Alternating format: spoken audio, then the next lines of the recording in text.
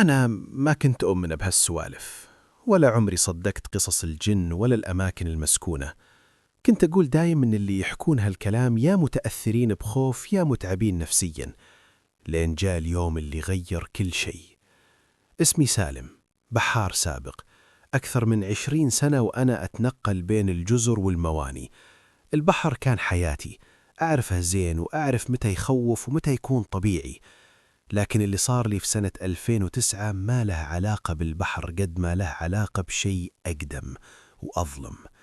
في ذاك الوقت كنت محتاج شغل بأي طريقة، وفي ليلة وإحنا واقفين بميناء صغير شبه مهجور، جانا رجال كبير بالعمر، شكله عادي، لبسه بسيط، لكن صوته كان واطي وثقيل، كأنه ما يبي أحد غيرنا يسمعه. قال لنا إن عنده حمولة بسيطة، مشوار يوم واحد، والفلوس مضاعفة. ما ذكر اسم المكان، ولما سألناه قال جملة غريبة: الجزيرة معروفة بس لا أحد ينطق اسمها. طلعنا قبل الفجر. البحر كان هادي بشكل غير مريح، لا موج لا طيور ولا حتى صوت محرك السفينة كان واضح، كأنه مكتوم. بعد 6 ساعات تقريبا شفنا الجزيرة، صخرية سودة ما فيها شاطئ واضح، وكأنها طالعة من قاع البحر فجأة. الغريب إنها ما كانت موجودة بأي خريطة معنا. نزلت أنا واثنين من الطاقم.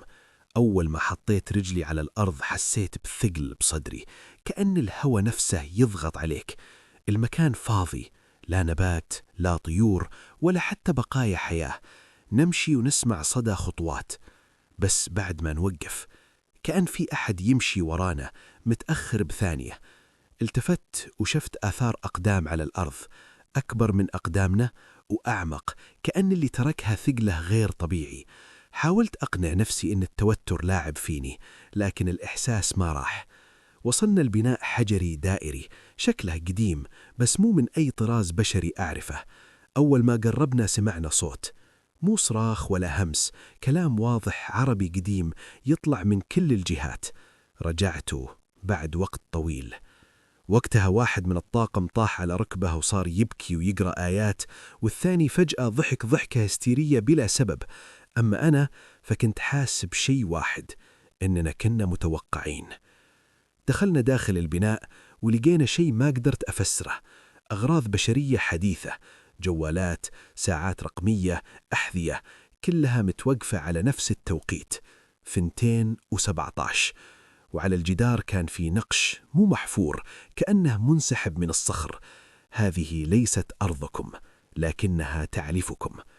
بعدها انطفى كل شيء. ما أدري كم الوقت اللي مر. لما فتحت عيني كنت على السفينة لحالي. الطاقم اختفى، الجزيرة اختفت. رجعت للميناء وسألت عن الرجال الكبير، وكلهم أنكروا إن أحد شافه. قلت بنفسي خلاص، اللي صار صدمة وخوف. حاولت أعيش طبيعي، بس الساعة 2:17 صارت تطاردني. أي ساعة ألمسها أي جهاز يوقف عندها. وبعد أسبوع جانا اتصال من رقم غريب. أول ما رديت ما كان في صوت، بس نفس النفس اللي سمعته بالجزيرة، وبعده صوت هادي وثقيل: ليش رجعت قبل ما يخلص الاتفاق؟ قفلت الخط وقلبي يرجف. أنا ما سويت أي اتفاق. بعد يوم لقيت كيس قديم عند باب بيتي، فتحته ولقيت حذاء الطاقم اللي كان يضحك نفسه بنفس القطح.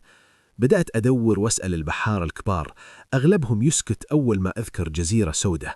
واحد بس قال لي في جزيرة تطلع وتختفي، اللي يروحها يا يرجع ناقص يا ما يرجع. ولما سألته عن الساعة 2:17 تغير وجهه وقال هذا وقت العبور. حاولت أهرب، غيرت المدينة، بعت السفينة، قطعت علاقتي بالبحر. لكن في ليلة صحيت ولقيت أرض الغرفة مبللة، وآثار أقدام كبيرة توقف عند سريري. ما شفت أحد، بس سمعت الصوت: دورك قرب. بعدها بأيام اختفى بحار كان معنا، قالوا طاح من السفينة، بس أهله قالوا إنه كان يسمع أصوات قبلها. وقتها فهمت إن الهروب ما ينفع. قررت أرجع بإرادتي. وفي نفس الوقت 2:17 ظهرت الجزيرة. نزلت لحالي. المكان تغير، نار بدون دخان، أصوات همس وضحك وأسماء تنادى.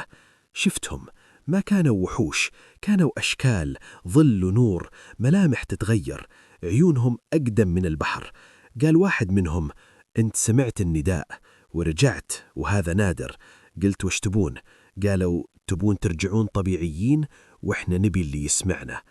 فهمت إنهم ما ياخذون الكل، ياخذون اللي يشوف ويسمع ويتحمل. عرضوا علي شيء وما كان عندي خيار. لما فتحت عيني كنت في بيتي، كل شيء طبيعي. بس من ذاك اليوم كل فترة يجي شخص بحار أو مسافر أو فضولي ويسألني عن جزيرة ما تنذكر، وأنا أحكي له القصة، لأنهم قالوا لي: كل من يسمع يقرب، ويمكن اللي يسمعك الحين مو أنا.